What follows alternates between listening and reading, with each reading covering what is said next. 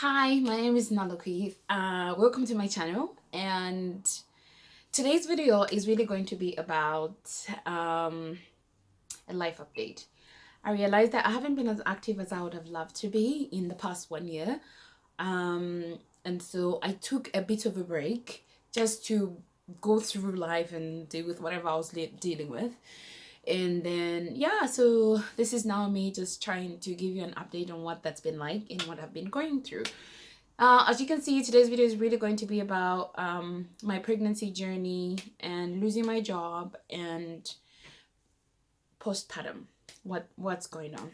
So before I get into it, I'm just gonna ask that if you haven't already subscribed to my channel, please hit the subscribe button down below, so that when I do my videos, you can be getting a notification and you'll be able to just watch the videos quickly as they come out.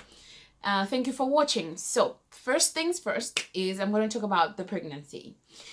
Oh, forgive me, I have bundled them up because it was quite a lot and it was all together. So forgive me if I get a little bit mixed up in my telling you guys. So the first thing, as I said, I'm going to talk about the pregnancy. Last year, sometime in July, around this time, I think, maybe just 2 weeks back. Anyway, can't remember exactly when, but I discovered that I was pregnant. Now, if I'm being honest, it wasn't something that I planned. I wasn't trying to have a baby. I wasn't we didn't sit down and say, oh, let's have a baby, or let's try, or there was nothing like that, you know. I knew I wanted to have a baby. I wanted to try, but then I gave up. So I was just like, you know what, I'm not gonna try and have a baby. Instead, let me focus on my career and other things. Right when I said that to myself, bam, I got pregnant. And if I'm being honest, I had mixed feelings about it. I was happy that I knew that my body could, you know, make a child. But a part of me was like, oh no, why no? But I knew that there was nothing that I could do about it, you know. So I had to quickly just get used to the idea of being pregnant and having a baby and start planning my life around that. So I quickly had to switch it up and get in line. That said, my pregnancy itself wasn't that bad. I think at the beginning it's the normal stuff, you know. So I did have morning sickness, but it wasn't like I would vomit or anything. The only crazy thing that would make me vomit, yeah, is toothpaste. Any kind of toothpaste would make me vomit. I got to a point where I stopped brushing my teeth. I know that sounds crazy, but I did. And you know what? Luckily, my husband found this nice minty, fruity tooth toothpaste. I think I think it's for kids. I'll check, but I think it's for kids. He found this really nice green minty toothpaste that was sweet and it wasn't that toothpastey, you know. So it helped me as long as I don't use too much of it and as long as I don't brush my teeth for too long. Yeah, but otherwise that was just like one of my biggest struggles. Like I said, I did get morning sickness, and my morning sickness changed into like afternoon into the evening sickness. And then also, like I said, I wasn't necessarily like getting sick and vomiting and stuff, but I would feel that horrible feeling of just horrible, you know, feeling like, oh, I can't describe the feeling of morning sickness. It's, you just feel sick, you know. And I remember when I started to like really, you know, when as the pregnancy is growing, your symptoms get, for those that do get sick, for some people the pregnancies get worse as you go along, and for me the sickness did get worse because I got to a point where I stopped cooking, I stopped doing anything. I wouldn't even bathing, you know. I remember my maid would have to come and like, please go and bath. So yeah, the only time I would like proper get ready or like do my hair or anything like that is if I'm going out for lunch, if I'm meeting my friends, or if I'm leaving the house. If I'm at home, oh my days, I was going for the homeless look, and it wasn't pretty. But I gave myself space. I was pregnant. you know. And yeah, so the morning sickness kind of died down when I started getting to maybe, I think, going into 5 6 months. It started to reduce and I started to feel a lot better. Because before, what would happen is that I wake up in the morning, I feel fine, I need to eat really quickly, like before 10 o'clock. Once I miss that, then my whole day is going to just be horrible and I can't eat anything else. So I did try my best to have something to eat in the morning. And then if I don't manage to eat, I couldn't cook, so most of the time I would have takeaway, healthy takeaway, but I'll still try my level best to eat something, because I knew that I was carrying a baby and my food, he depended on my food, so I needed to eat. That aside, so as I was saying, as the pregnancy started to go along, my symptoms started changing. So the morning sickness kind of died down, so I could eat. But because I was pregnant and my stomach is already, like, it was already quite small, um I couldn't eat as much. I could eat properly, because I stopped, like that feeling that you get when you're pregnant and you're like, oh, I hate that food and I hate that food and I don't want to eat that, the cravings and things like that. They kind of died down. But even then, I was failing to eat because I would just have one little piece of bread and my belly is full. That was the struggle that I started having. And then also, I started having pelvic ghetto pain.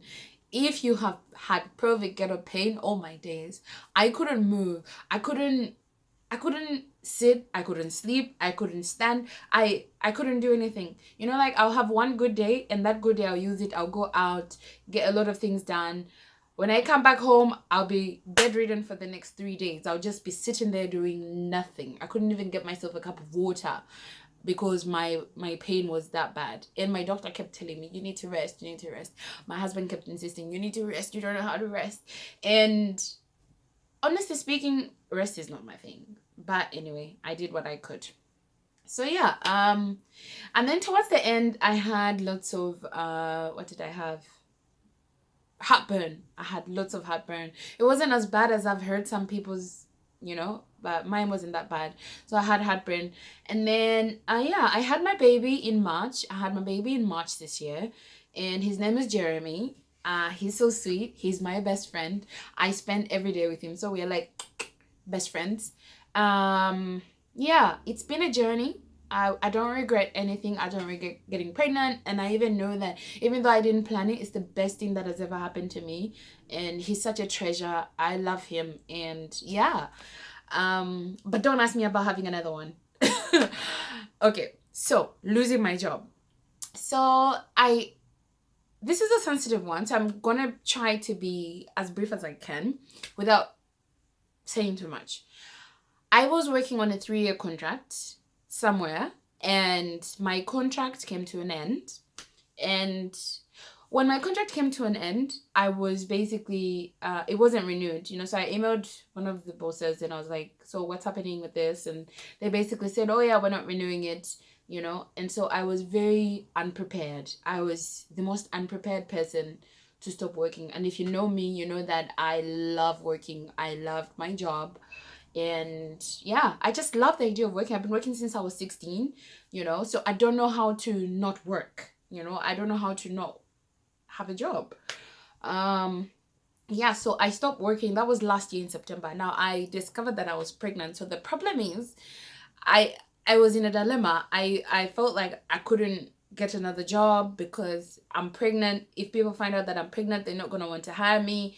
Or if they do, they're not going to want to let me go on maternity leave. They want me to come back after 2 weeks. And I kept thinking about all those things. And if I'm being honest, I wasn't willing to have that little time off. I wanted a lot of time off for when I had the baby. So I got to a place where I tried to look for a job, but I decided that I don't think it's worth me getting a job if I'm going to go and have the baby and then I would need time off. So I decided that, and even my husband said that there was no point. It didn't make sense. I might as well just have the baby and then see what happens after. So yeah, I have been home from September last year, 2019. And I can't say that I have liked every part of not having a job. I'm a very career oriented person. So I'm always thinking what I'm going to do next, what I'm going to work on next. And not having a job meant that I felt like I had nothing to work for. I had nothing. I was sitting at home, guys, doing nothing. And that really bothered me because I'm just not that kind of a person, you know. And also just having income for yourself as a woman, it's very important. It doesn't really matter. And I always tell women, like, it doesn't matter what your husband does. It doesn't matter what your boyfriend does or whoever is your breadwinner. It really doesn't matter. Their money is like, you need your own money, you know. You need you as a woman, you just need your own money, you know. I don't know how to explain that, but you just need it. And because I felt like I didn't have that, I was very sad. I went through some type of depression, sadness, you know. And it really affected me because I remember one time, and probably this is also because of my pregnancy hormones, guys. I had one day when I stayed in bed when my husband left for work. I stayed in bed crying from like 7 in the morning to like 4 p.m. I cried all day. I didn't eat. I didn't get out of the bed. I was in my pajamas. I cried. I was crying all day just thinking about, oh, I don't have a job and I'm so sad and I've got nothing to do. Everybody's living their life. Everybody's doing what they're doing and I'm just here being miserable, you know. And I know that there's some people who would be okay with like just being a housewife and being a stay-at-home mom. And it's just not for me, you know. It really is not for me. But what that taught me is that I needed to find things that I can be doing while I'm at home in order to occupy my time and occupy myself. So I did. I found ways to save a bit of money. I found ways to multiply the little bit of money that I had. I found ways to keep myself busy, get involved in other people's projects just for the sake of it. You know, I help my friends out, just like that. So just to keep the time going, and because I knew that I didn't want to be idle at home, you know. And before I got pregnant, I was doing my master's, I was doing my MBA. I kind of put that on hold because I was like, I'm not going to manage. I was sick a lot and my body wasn't just as strong. When I sleep, it was like I was plowing in a farm. So I couldn't do it. I couldn't commit to it. So I put that on hold. So I knew that anyway, at some point after having the baby, I would need to go back to do my MBA and then yeah, and get back into the corporate world. So yeah, that's been my journey. And at the minute, I am working on a business for my mom and my other mom, helping set that up. So I am staying at home, but I'm not idle. You know, I don't not have things to do. I've got things to do, which is very good for me. It's good for my mind to be stimulated. And yeah, and also I'm doing more YouTube videos, which is very good. It's keeping me busy. So yeah, that's been my journey. And like after having the baby, something I was not prepared for in terms of like the postpartum part of the journey is there's some emotional healing that needs to happen like when you've had a baby. I wasn't not prepared for that. You know, I was induced, so I had a pretty rough labor. And I tore and I had to go into theater, and that's a whole nother blog that I'm going to tell you all about, but I'm not going to get into it now. But because of the way my experience was, I came out of labor very wounded, very feeling hurt and feeling vengeful and like angry, and you know, and also just being emotional because of going through the whole labor. There's just something it does to your body. It's like you've been washed out, you've been rinsed, and there's nothing in you. You're almost dead inside. That's how I was feeling. So healing from that, oh my goodness, it was hard. I remember one time the baby was crying and my mom took the baby, and you know, we were thinking that the baby had gas, and I just gave her the baby and I just broke down and screamed on top of my lungs. I'm so miserable, you know. This was just after the baby was like maybe a week or two old. So it's very, very difficult. And I think that as women, we need to be more prepared for the aftermath of having a child. A lot goes into preparing for the baby to arrive, but not enough preparation goes into personal recovery, you know, whether that means you being massaged, your body being taken care of, or just emotionally, if you're gonna have somebody to talk to about what you're feeling, what you're going through, I think that's very important for postpartum recovery. And then there's the body part. So personally, okay, I'm African, for those that don't know. So when you're African, you've got to tie your stomach when you've had a baby. I don't know how other people do it, how other cultures do it.